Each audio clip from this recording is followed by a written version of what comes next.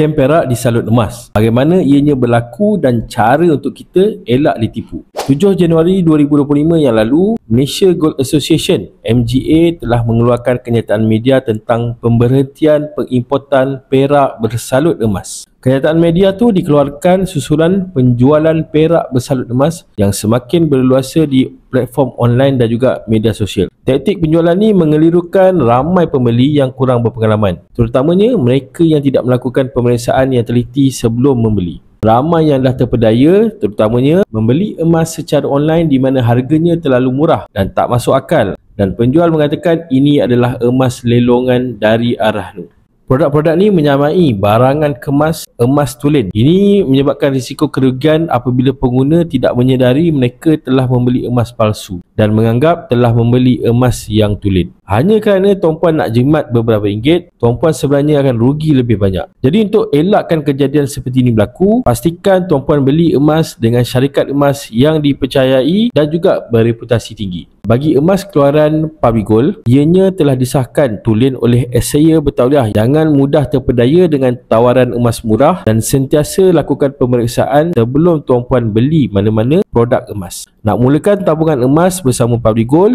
boleh isi detail nama dan juga nombor telefon dalam beg biru dan saya akan bantu tuan-puan daftarkan akaun tuan-puan dan mulakan tabungan emas hari ini.